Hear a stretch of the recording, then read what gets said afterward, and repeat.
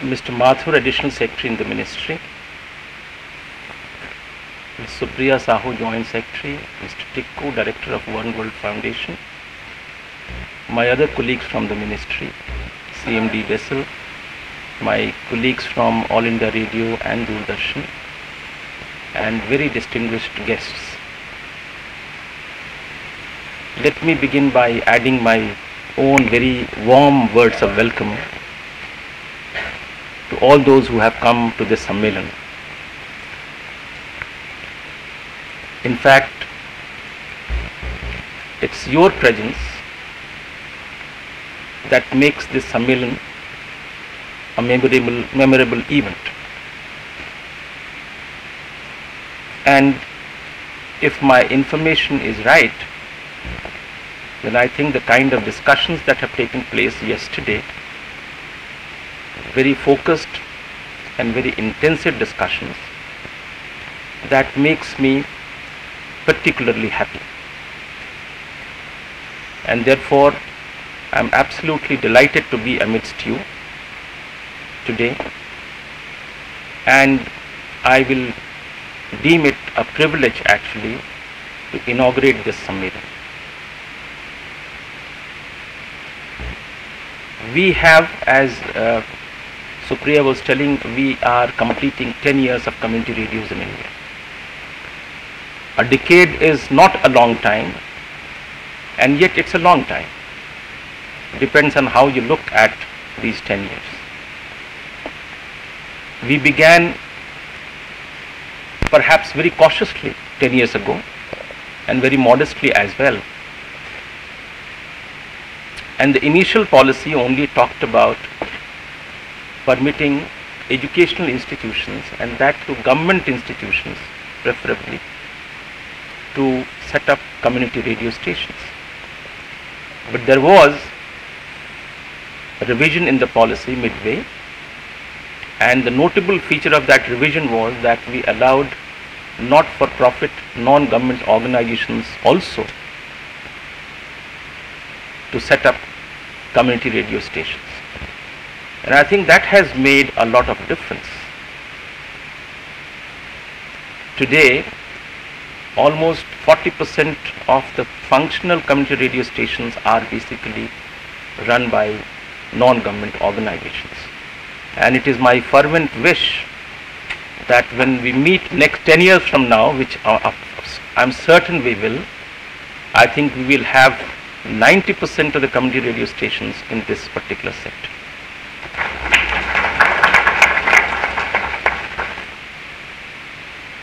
I think 10 years is actually completing a decade, actually is an occasion to celebrate.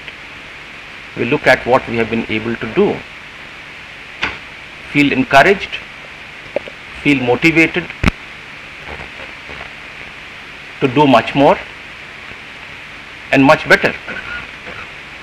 But I think it is also a time to really take stock of what all could have been done better. And more importantly, how do we really consider the way forward? How do you really plan the way forward? What kind of innovations, what kind of improvements, what kind of new ideas we can incorporate in taking this whole movement forward? In my own view, I think the pace of establishing community radio stations, the pace of setting up community radio stations need to be stepped up significantly. In fact, we are very happy that there are 144 functional radio stations. There are more than 400 LOIs, letters of intent. So there is a gap of almost 250 to 300 radio stations which are, we will like to believe, are in the process of being set up. But I think a country like India needs thousands of community radio stations. And I think all of us collectively should try to work out, to try to see how do we create that enabling environment, and how do we inculcate that kind of entrepreneurship, the involvement of the community, to make sure that such numbers actually become a reality.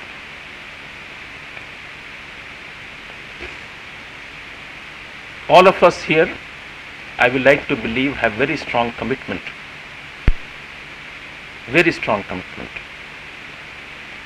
And therefore, when you talk about your projects, when you talk about the issues, I'm sure you are very passionate about those issues. And therefore, one of the gains that I personally expect from these consultations and deliberations from you during these 3 days is to get a new perspective and new ideas.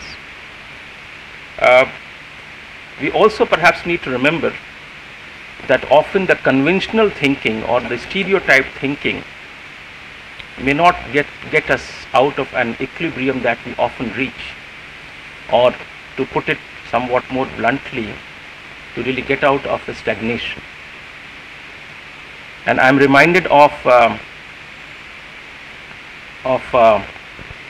poem by Robert Frost, and it says, the title of the poem is "The Road Not Taken."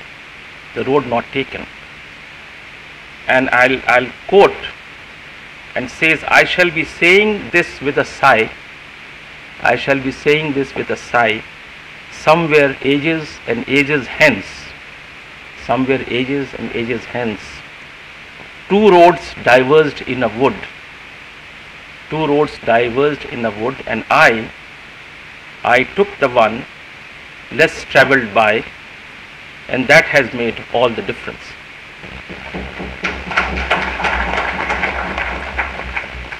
So I think there is perhaps a case to take a less traveled road, and I suppose there is a tremendous scope for lateral thinking, and perhaps to be able to embrace certain degree of boldness and risk to find a new paradigm for a faster growth of community radio stations in India.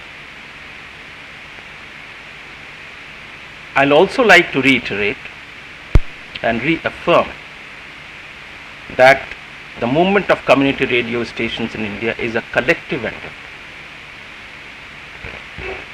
The government provides a policy framework.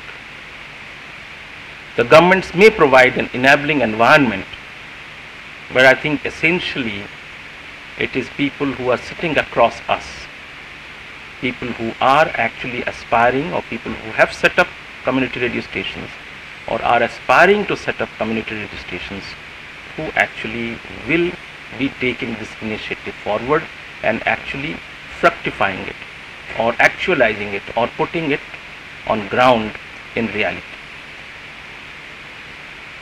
And therefore, we don't need to really talk only about ideas and innovations, but also we need to talk about responsibilities that go with throwing those ideas up and making sure that these initiatives and these new ideas are carried forward and they are implemented. So as we celebrate a decade of community radio movement in India, we also need to reflect on the challenges, the impediments, the difficulties, and also the excitements and the opportunities that the coming times offer to us, and put our collective wisdom to think, deliberate, and charter the future course of action, planning and action as far as this particular movement is concerned. Let me share with you some of the perspectives, my own perspectives on these issues, and I really want to mention 7 issues which are important from my point. Let me begin with this whole issue of spectrum fee, and I think this is one which is on the top of the issues that are agitating your minds. From 19,000 to 91,000 is a big leap, and something which perhaps was not very advisable. But as we have told, and perhaps we tried to really do that yesterday also, when we had this, therefore yesterday we had this Twitter conference, and we also tried to say that, well, we proactively took up the matter once it was brought to our notice. We took up the matter with Department of Telecom. I had personally written to the Secretary and followed it up. And then our feedback is that the spectrum fee has been waived, but there are certain procedures which are required, and I think those procedures are underway, and soon I really can't make a commitment because it is not in my hands, but it is expected that this waiver thing, a complete waiver of your spectrum fee, should become a reality very, very soon.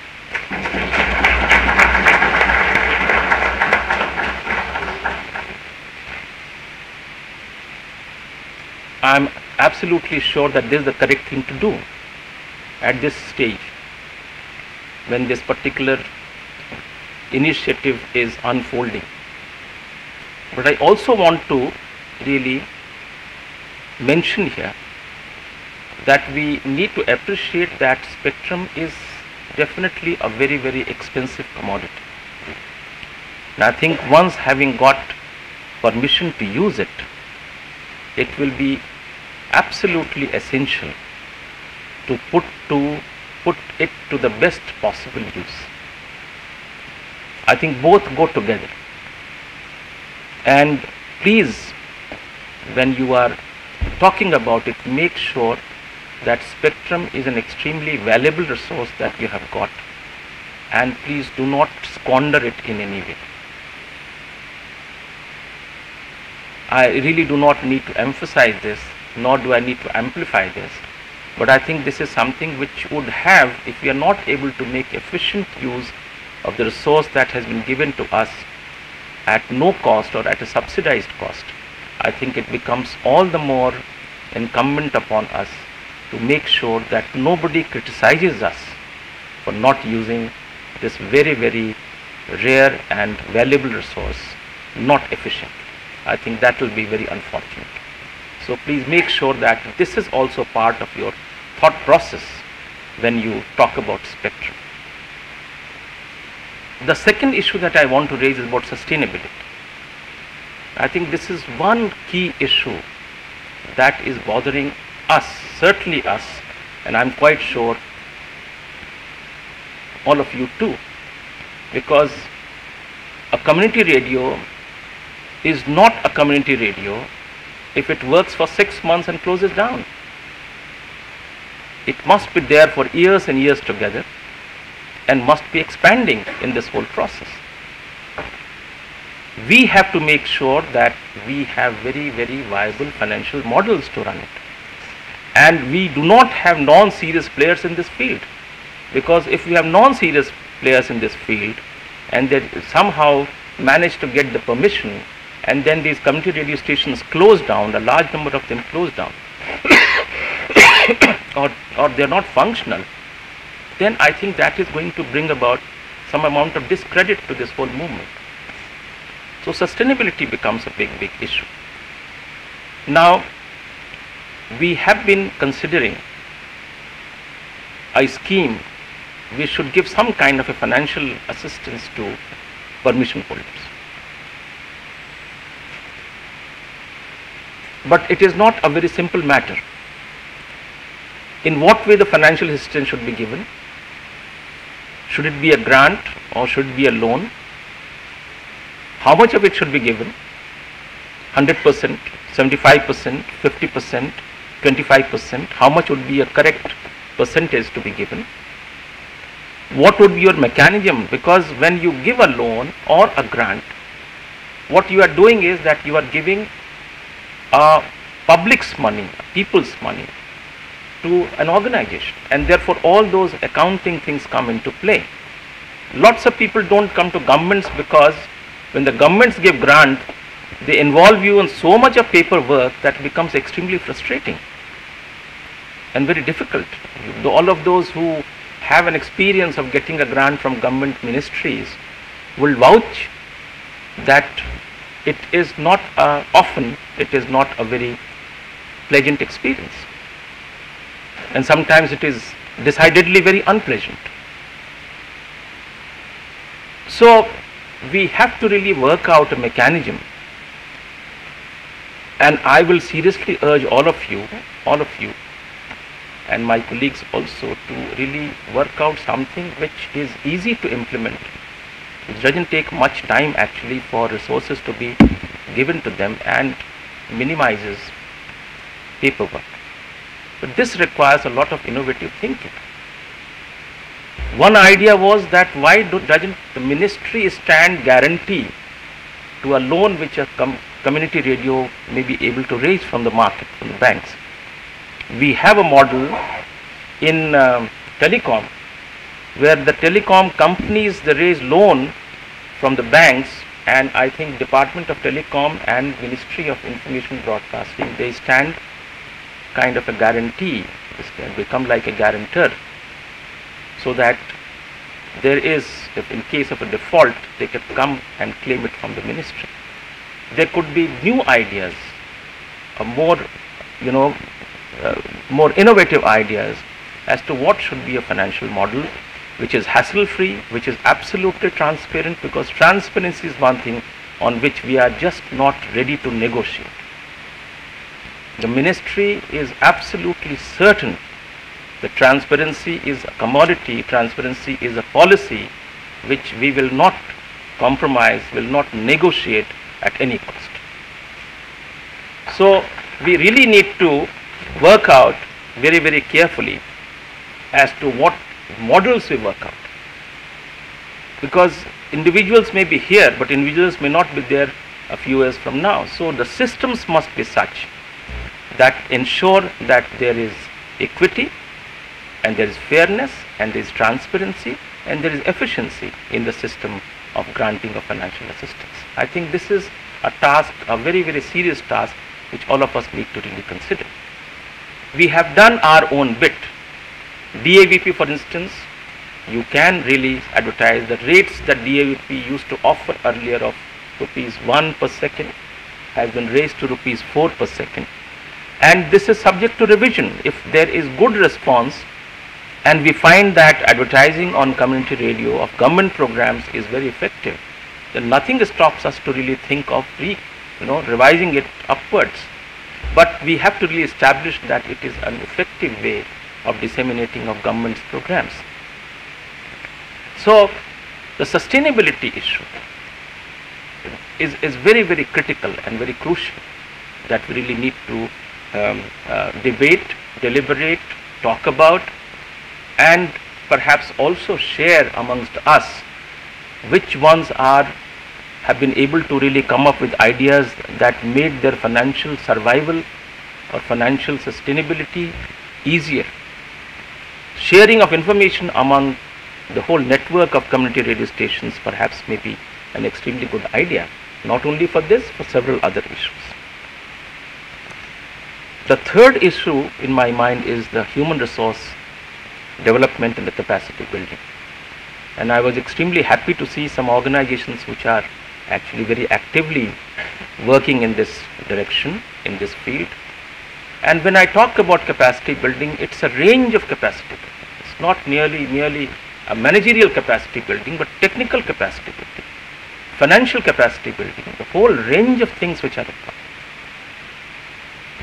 I am willing to really suggest that in addition to considering a package for financial support to community radio stations, we should also be able to perhaps run a scheme where we encourage organizations, either out of government or in government, like BASIL, if they are able to conceive of good training programs, I think these organizations get some kind of a support from us, because I think there need to be a host of organizations which should get into this business of capacity building.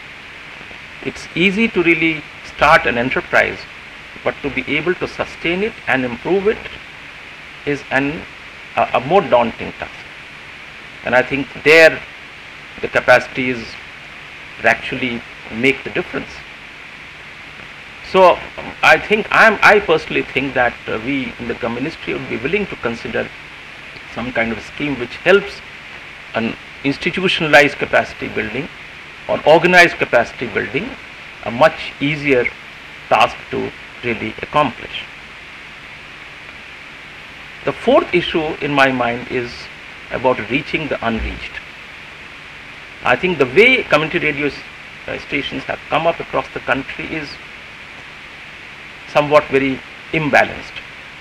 We have states which have a large number of, like Tamil Nadu and Uttar Pradesh, but we have states in Northeast, Jharkhand, where we have hardly any community radio stations. And I think I like to urge all of you to really spread the message to your acquaintances, to your friends, or to your professional partners, wherever they are, to really take it up very, very seriously. I think the more backward an area, the greater utility of community radio is for that area. But it often happens in the inverse order. The more developed an area, the larger is the number of community radio stations. I think we need to really correct this equation, and we need to really see that those areas which are still not covered by community radio stations reach there. How should we do this? Does it require special incentives for Northeast or border areas, or does it require a different kind of approach? I think these are the things which you should really think and let us know as to what the government should be doing about it. Fifthly, I would like to re-emphasize, and which I suppose Additional Secretary also hinted towards it, is please keep the community your focus. It has to be central in every endeavor that you undertake, because the soul of community radio is the community,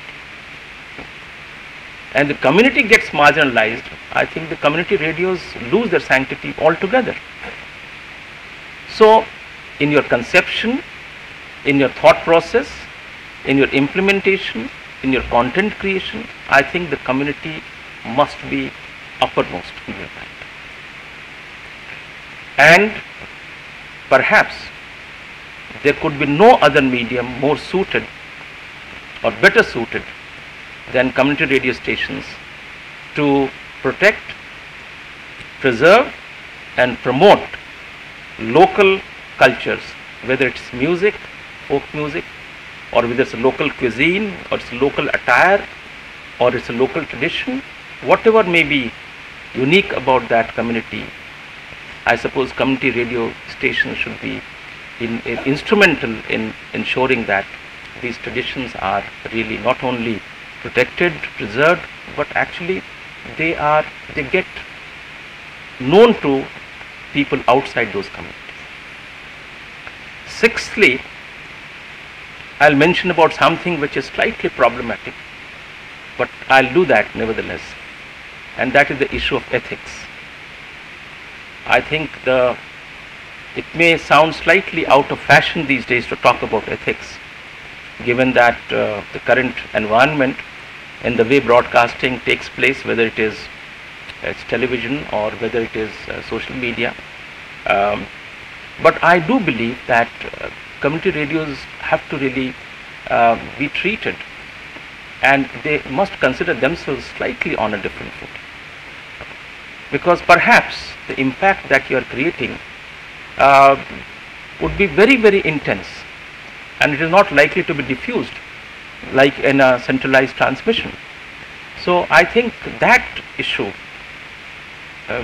I am quite sure that if there will be a setback to a movement ever, it will be only on account of this. So we will be doing a great disservice to this movement if we are not careful about it and allow people to really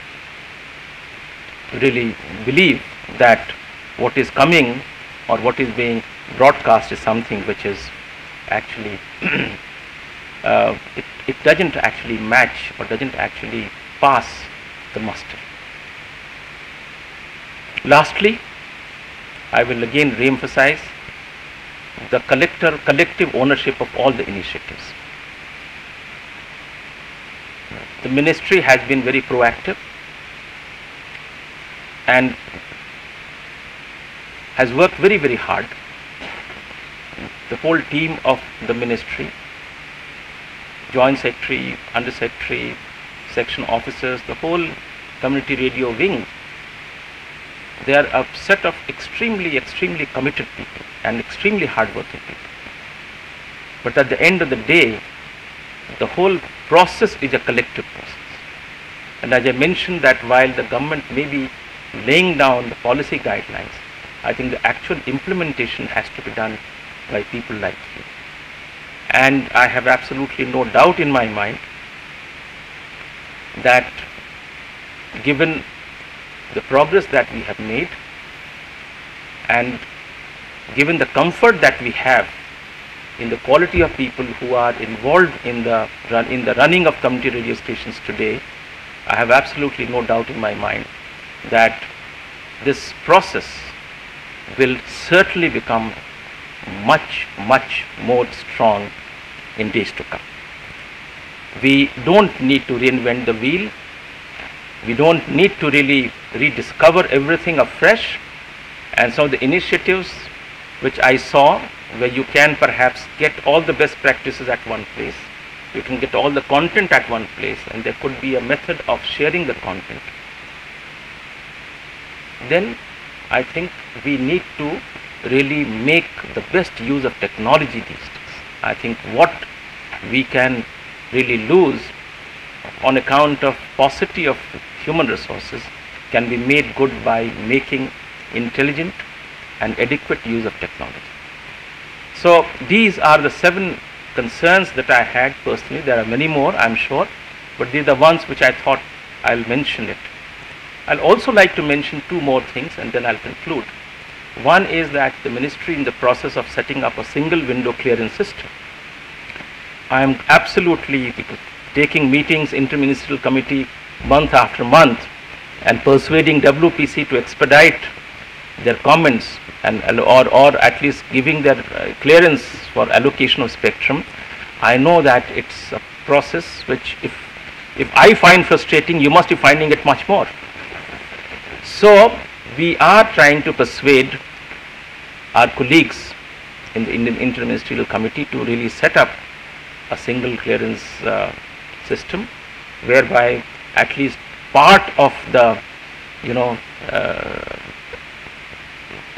what should I say? I don't want to use this word harassment, but the part of the precious time that you lose in persuading from at various centers, that actually is brought down. And we hope that we should be able to, with committed people like Supriya and all her colleagues in the ministry, you can rest assured that this is going to be a reality very soon.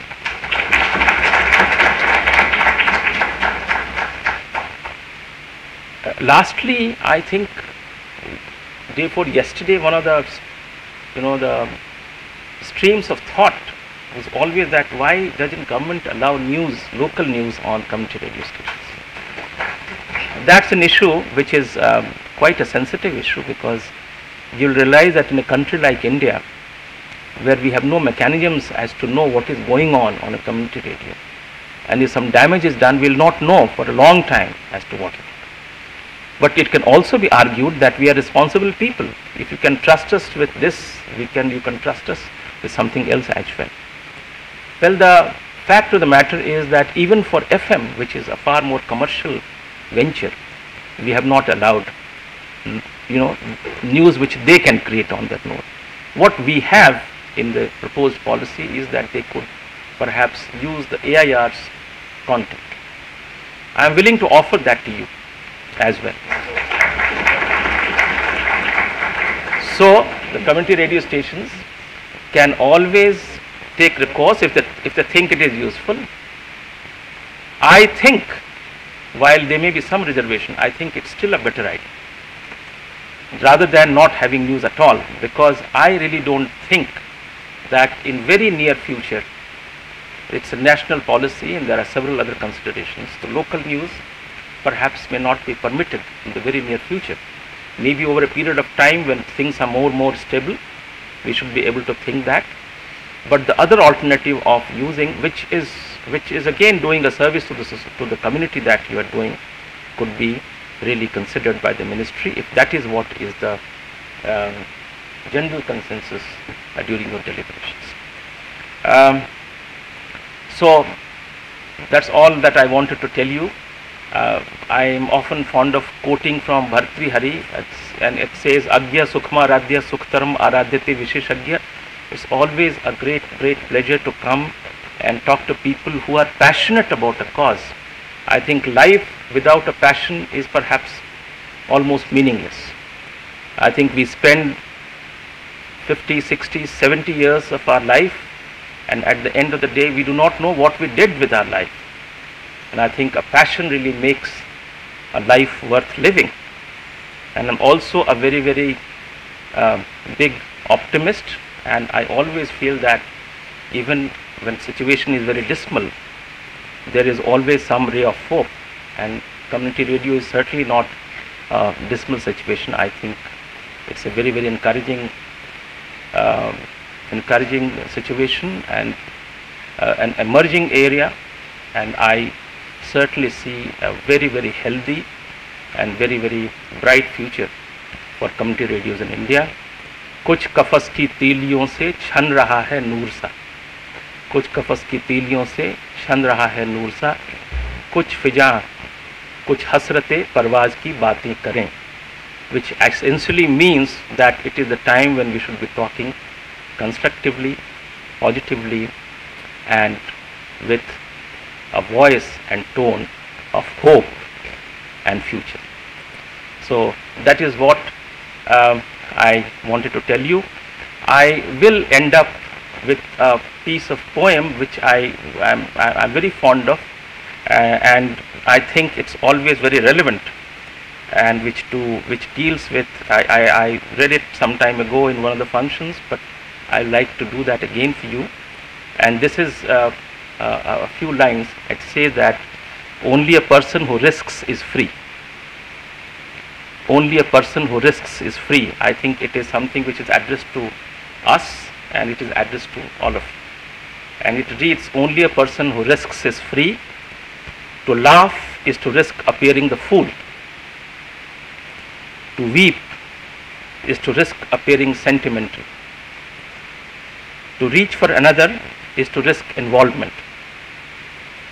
To expose your ideas, your dreams before a crowd is to risk their loss. Somebody may steal your ideas. To love is to risk not being loved in return. To live is to risk dying. To believe is to risk despair. To try is to risk failure. But risks must be taken, because the greatest hazard in life is to risk nothing. The people who risk nothing, do nothing, have nothing, are nothing. They may avoid suffering and sorrow, but they cannot learn, feel, change, grow, love, live. Chained by their attitudes, they are slaves. They have forfeited their freedom. Only a person who risks is free.